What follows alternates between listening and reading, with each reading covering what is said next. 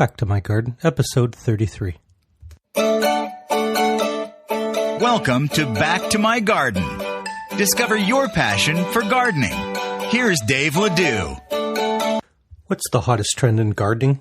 I think the hottest trend is aquaponics. Can you really grow a massive garden powered by fish?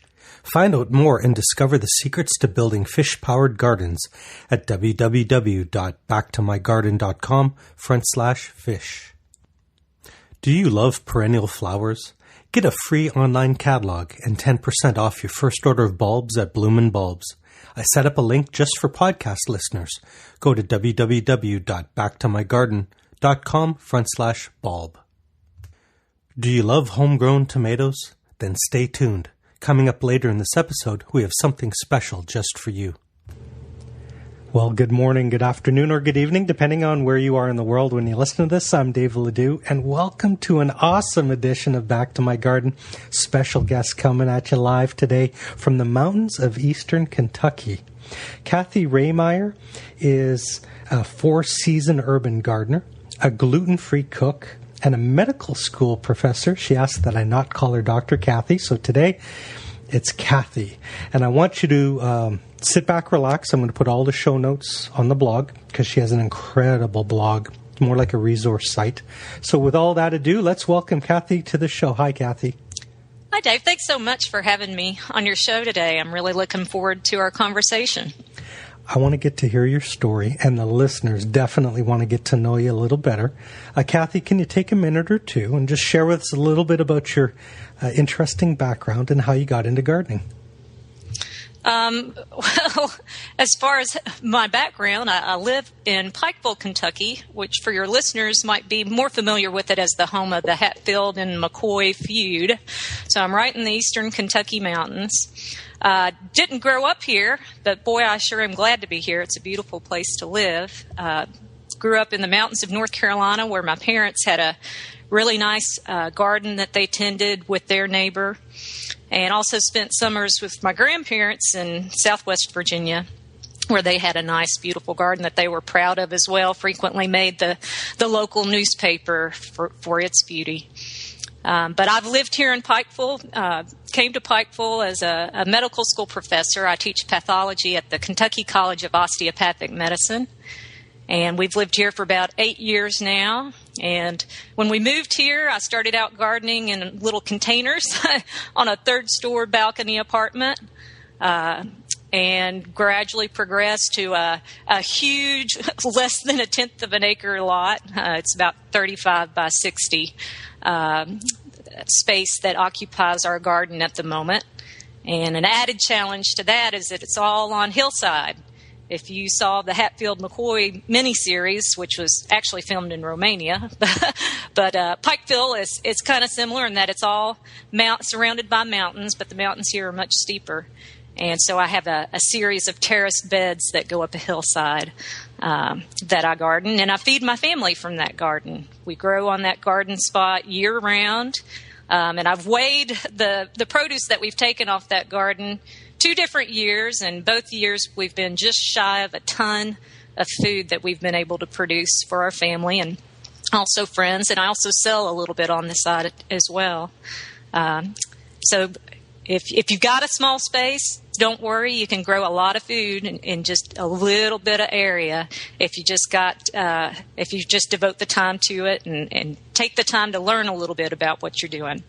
Wow. I don't even know where to start. You threw so much good stuff out. You just won some major fans because we have a lot of container gardeners living in cities listening to the podcast. So that's where you started. For those of you driving, the show notes are going to be at backtomygarden.com/33. You're going to want to follow Cathy on Twitter. It's at Ma_Hubbard, MA_HUBBARD.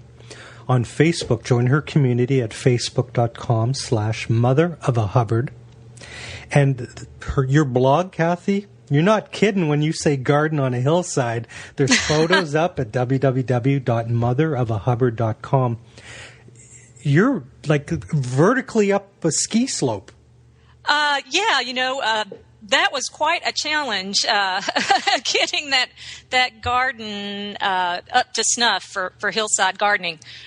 But that's one of the fun things about gardening in funny locations, or just gardening generally, is you're presented with some kind of challenge, and you just make the best with what you've got. And so that's certainly what we've done with our garden, and I tell you what, I've learned a lot from it.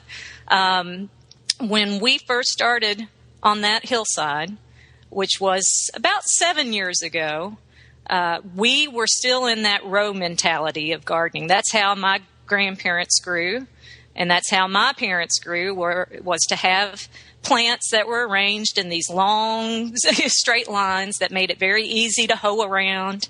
And after about a year or two of gardening on a hillside, and again, I encourage you all to come to the blog and have a look at the type of hillside we're talking about here. But it's anywhere from around a 30-degree slope, probably. I've never really measured it, but it's, you slip and fall on that hillside and you're going to do some rolling. But we quickly learned that to keep the garden arranged in rows, we were going to lose all of our precious topsoil that we had. I actually have some photos of from where the rain had washed down the hillside, and the rut is pretty much taken up most of her body. So I started gardening in beds. Just one day I decided, you know what? A lot of other cultures in other parts of the world, they make these terraces on hillsides. So I'm going to do the same here in my little eastern Kentucky garden as well. And so I just got out there with a shovel and started throwing dirt around. And now I've got a series of about anywhere from 12 to 13 terraced beds going up that hillside. And what I found from that is that I actually enjoy gardening in bed systems way much more than in row systems. I can pack a lot more plants in a lot smaller amount of area.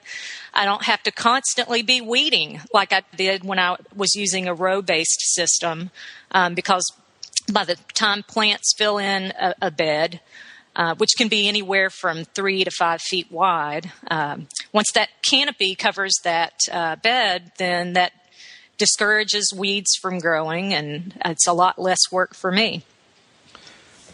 You said something that really fascinated me, and my wife wanted me to ask you about it. You call yourself a 4-season urban gardener. Mm-hmm. That's right. As a matter of fact, most people in my part of the world, they think of the garden season beginning in about mid-May, when danger frost. And actually, my gardening now has kind of flip-flopped on that system. I garden all year round, growing mainly in fall and winter. And I've been fall-winter gardening going on about 5 years now. And I've just found that personally for me, I enjoy growing in the fall and winter months a lot more than I do spring and summer. I don't like humidity, and I don't like bugs, and I don't like plant disease, even though I studied plant diseases as part of my graduate work. I don't like them in my garden. And so certainly by growing in the fall and winter months, by giving plants a little bit of extra protection out there in the garden through the use of low tunnels or heavy mulch, that's when I like to grow the majority of the food that we produce on our spot. And it's just kind of gravitated that way. There for a long time, it was pretty equivalent, growing a lot of summer stuff. But what I found was the health of my soil would decline if I tried to do too much all year round. And so since I know I can get fresh tomatoes and beans and corn from my farmer's market in the summer, but I can't get anything from a farmer's market around here in the winter, I've just decided to flip-flop my traditional gardening season, and it generally runs its heaviest in the fall and winter months. You got people listening shaking their head right now because they can't even get their mind around this. This is why I said it's way more than a blog. Head over. It's motherofAhubbard.com. Of course, this isn't going to be applicable to everybody, but what if you could try? Oh, yeah, absolutely. And you would be surprised just how resilient plants are. And I'm not talking about growing tomatoes in winter. And so sorry if you're disappointed by that. But what I'm talking about is choosing plants that are already cold hardy to begin with, and putting those plants out in your garden and eating more seasonally. You know, we shouldn't really be eating tomatoes in December and in January anyway. But now we live in an age where we can get that type of produce shipped in. But really, if you really want to get to the heart of sustainability and living a sustainable lifestyle, it's eating foods in season. And so I'm talking about things like kale, variety of root crops like carrots. And it's actually carrots that got me started with winter gardening. If you've ever had a carrot grown in summer and you've been disappointed, that's because that is not the season for carrots, really. To me, eating a summer carrot now is kind of like eating a winter tomato. You know, a winter tomato is pretty bland and boring compared to those tomatoes you get in summer. I started winter gardening whenever I had accidentally left some carrots in the ground at the end of the growing season and hadn't had a chance to do garden cleanup. And I went out there in February to plan for my spring garden that I was going to plant. And here were these carrot tops that had managed to survive through the winter. And so I tugged on them, and these beautiful carrots came up, and I thought, wow, okay, well, they made it. So I took them inside and cleaned them up and thought I would serve them for dinner, expecting them to be woody and tasteless. But hey, it was something out of the garden at least. And I bit into those carrots, and they were the sweetest, most tender things. They were nothing like I'd grown back in the summer. And that's why they'd been left out in the garden, because we weren't that crazy about them. And so I Googled winter carrots, or something to that extent, or sweet carrots in winter. And it took me to a gentleman named Elliot Coleman, who is a 4-season gardener in Maine, of all places. And I thought, wow, if he can grow food year-round in Maine, and he's very successful at it, then certainly here in eastern Kentucky, many, many miles south of him, I can do that in my backyard.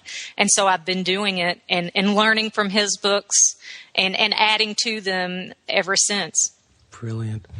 You're winning fans in the United Kingdom. We have a lot of listeners in England. Shout out to our friends in the UK.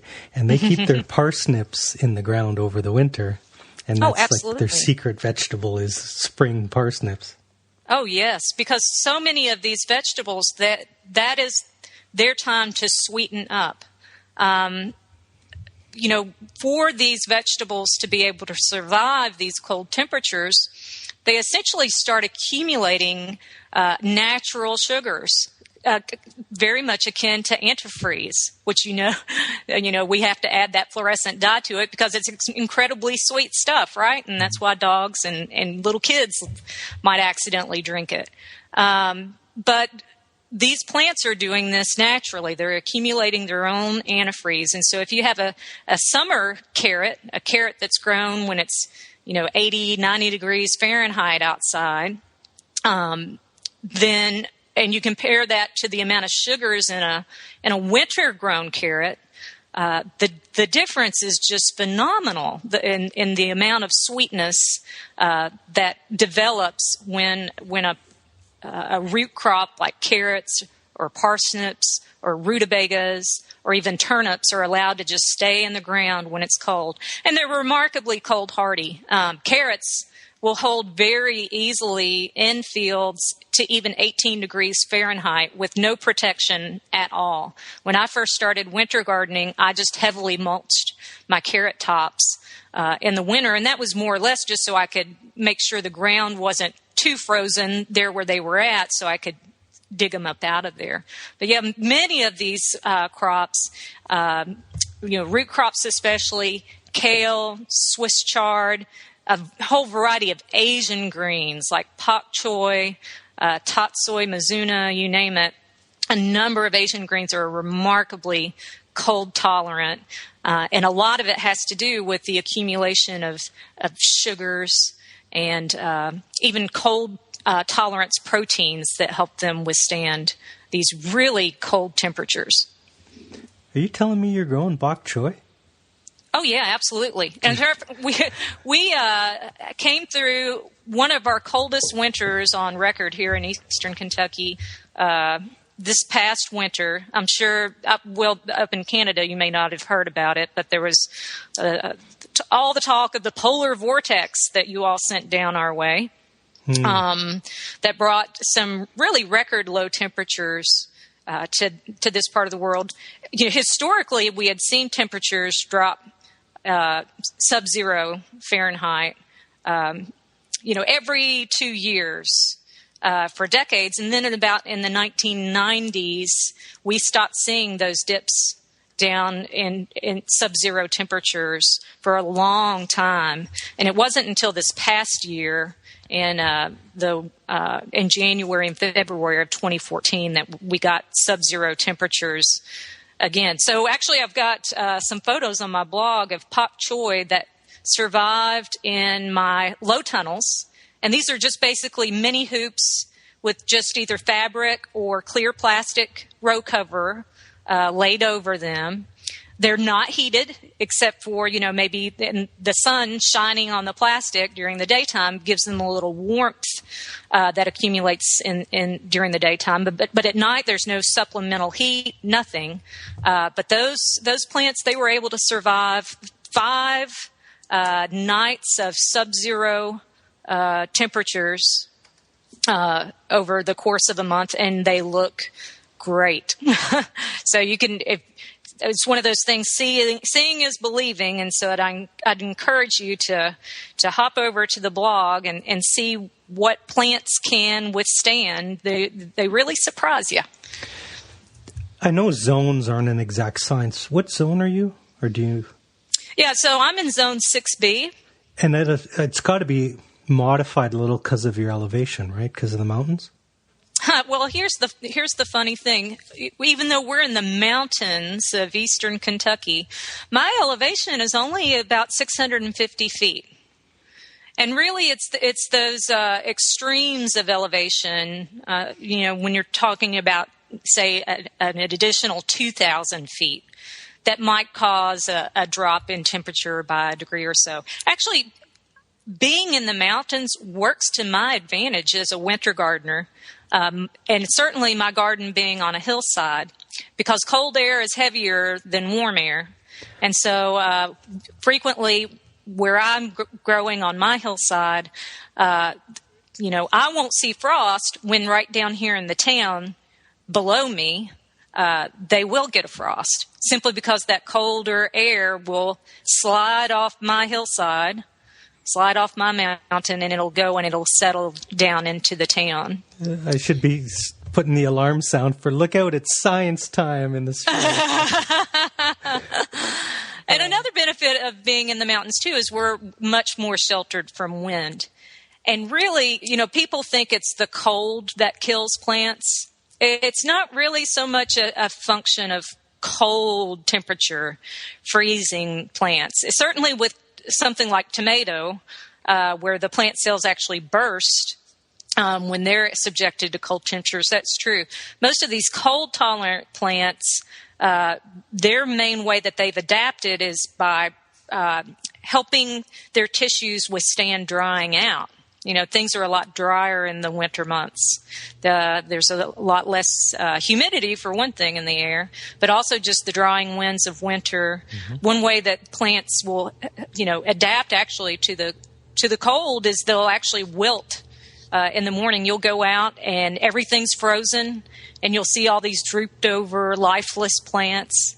But about an hour later, after the sunshine has hit them, they perk right back up and start pumping water through their tissues. And you'll have a plant that you thought for sure it was a goner, but magically in an hour, it's just been reborn. And that's one of my favorite times to be in the garden, frankly, is watching these plants come back after a really hard freeze.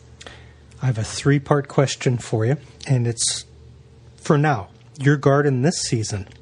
What are you growing that is pleasing you? What are you growing that is frustrating you? And what is surprising you? Okay, what am I growing that's pleasing me the most right now is our tomatillos.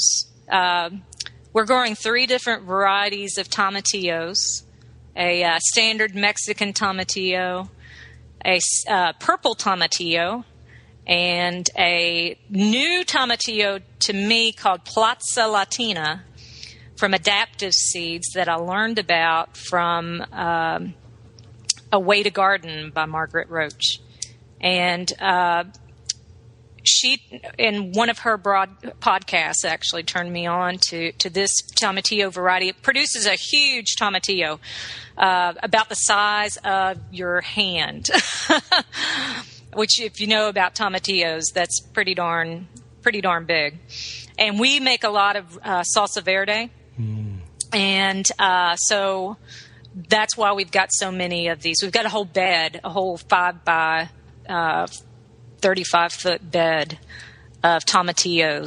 And we're pretty much making salsa every weekend from those.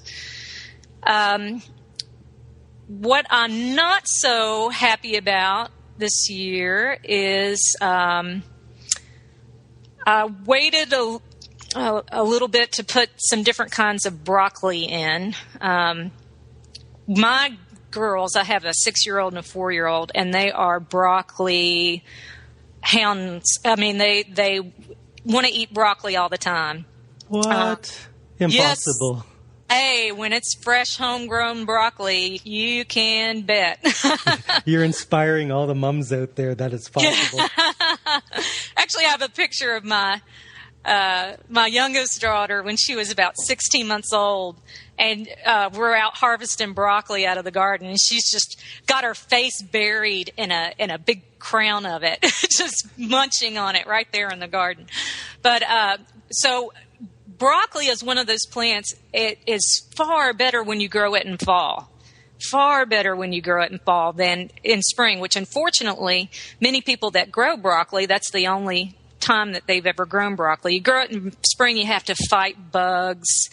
It typically bolts because it gets hot, and you grow it in fall, you don't have that at all. So anyway, we grow it in fall and spring just to keep up with demand, but still that doesn't quite keep up with demand. I tried out this 2 new types of broccoli that were supposed to do good in the summer. One called Piracicaba that was bred in Brazil, and another called Purple Peacock, which is kind of a cross between kale and broccoli. And neither one of those did good for me. Again, they got eat up with bugs. I garden following organic practices, and even the organic sprays I don't like to use because I'm a beekeeper also, and many of those organic sprays for bugs affect bees. And so I just let the dang harlequin bugs and cabbage moths eat the purple peacock and the Piracicaba broccoli this year. I was really disappointed in that. Fantastic. Good stuff. I told you, folks, this is going to be a good episode. Hope you're taking notes. Let's take a minute to thank our sponsors and then come back and play 5 quick questions. Are you concerned about toxic chemicals, GMOs, and frankenfood? Don't panic. Grow organic. Discover my new resource for organic gardening. Go to www.backtomygarden.com/myorganic. This episode of Back to My Garden is sponsored by Coffee Royalty. Can you really lose 5, 10, even 20 pounds or more just by switching your coffee or tea? Find out how to drink it for free at www.backtomygarden.com/coffee. Do you love homegrown tomatoes? Free Report reveals the 5 dirt cheap tools I use to grow 22 types of heirloom tomatoes, including my secret soil booster. Download your copy for free today at www.backtomygarden.com/free report. Cathy, I looked at the clock and our half hour's just flying by, and now is the time in the show when we get to play my favorite game called 5 Quick Questions. This is your opportunity to share your experience and wisdom with novice gardeners. Are you ready to play? Yeah, sure. All right, question number 1.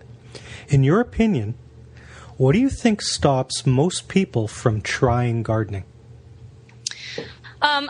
I think first and foremost is time. Everybody's time is precious. And so I think some people just are hesitant to get in it because of that time element. But by looking at different resources and talking to other gardeners, you can learn about some things that will help save you on the time. From weeding early and often rather than waiting until those weeds to get big. It's a lot easier to deal with small weeds in a timely fashion than to wait until they're up to your knees. And then the other thing is I think some people just simply choose the wrong plants to start with. Choose plants that you can get an immediate reward with. Something that has a real short time to harvest, so you can immediately see how fun it is to be able to eat from your backyard. Nice. Question 2 is, you've had some great teachers. What is the single best piece of gardening advice that you've ever received? This would probably be from Eliot Coleman in his books. And so not anything that I've gotten from anyone directly, but it goes back to what I said earlier about weeding early and often, and also setting things up for yourself so that you can prevent those weeds from getting established in the first place. So one thing that I'll do is when I'm getting ready to prepare a bed is I'll wet the soil down, cover that soil with black plastic for a few weeks, and that allows any weed seeds that are at the surface to go ahead and germinate, grow. They die in the absence of light. And then when I'm ready to plant that bed, I simply remove the plastic, maybe scuff the surface of the soil a little bit. And by minimally disturbing the soil, I'm not bringing new weed seeds to the surface. And by doing that, I save myself a whole lot of time by not having to remove those seeds or those weeds later on. Cathy, that was gold. You could go to school for a month and not learn that stuff. That's excellent. Question number 3. If you had just 2 websites to share with a beginner, other than, of course, motherofAhubbard.com, what would those websites be? Absolutely. Check out, if you're in the United States anyway, I don't know if Canada has an equivalent, your local extension office and your state's extension, agriculture extension. And you can access that really from anywhere, but if you type in www.extension.org, our cooperative extension service does a great job of providing growing information that's tailored to the area that you're in. Certainly here in Kentucky, we've got a great cooperative extension program. And so rather than having to sort through all types of information on blogs or on the web, where you're getting information that's just general about growing certain plants, by going to your state's extension website or going to extension.org, you can find things you can find plants that are adapted and suitable for your region. You can find very specific growing information. So don't miss out on that very awesome free resource that your tax dollars have paid for. I'd also recommend Mother Earth News. They have a great organic gardening section. And when I first started gardening, I use that as a resource frequently. And I oftentimes will pull things up from it still. They've got a number of really great garden writers like Barbara Pleasant that regularly contribute to those articles. So that's a great resource. Nice. Question 4. Can you recommend a gardening book that I should read this year? The one that got me started with 4-season gardening is Eliot Coleman's 4-Season Harvest. Since that publication, though, there's been a newer writer that's come on the scene, Nikki Jabor, who has written The Year-Round Vegetable Gardener. And Nikki's writing, I think, is generally more accessible to most beginning gardeners. And it's chock full of beautiful photographs. She's really done her homework to go interview other year-round gardeners. And she's also as well got a number of her favorite picks for vegetables. And she's up in Nova Scotia. And so I really recommend her book as well as Elliot Coleman's book. But The Year-Round Veggie Gardener is certainly a very accessible resource if you're just starting out in winter vegetable gardening or gardening year-round. Nice. And finally, question 5, Cathy. This one's a fun one. In your opinion, what is the number one thing that every gardener should attempt to grow next season? Okay, I would almost guarantee that no one else that you're going to interview is going to get this answer, and it's cowpeas. A lot of people aren't familiar with cowpeas. You might know them by southern peas, field peas, Crowder peas. Unfortunately, a lot of people don't know about cowpeas, and what they do know about cowpeas is the wrong kind of cowpea. All they know is those California black-eyed peas. And in the cowpea world, the black-eyed pea is probably the lowliest of the low. They just don't have anywhere near the wonderful flavor that other cowpeas do. The reason I recommend that people grow them is because they're just so darn hardy. They grow well in about any soil. They'll even grow in up to 85% sand. They're extremely drought tolerant, extremely productive. In a drought that we had a couple of years ago, I had a number of things that were doing very poorly. I had a groundhog that got in my garden and was nibbling on things, adding insult to injury. He left the cowpeas alone. The cowpeas handled the drought just fine, and I was just covered over with these wonderful, wonderful beans. They're actually not peas. They're actually more closely related to beans. And they come in a wide variety of colors and shapes, from reds to speckled beans to whites with no eye at all. But they're a marvelous bean that can be eaten fresh, that can be dried for use in the winter months.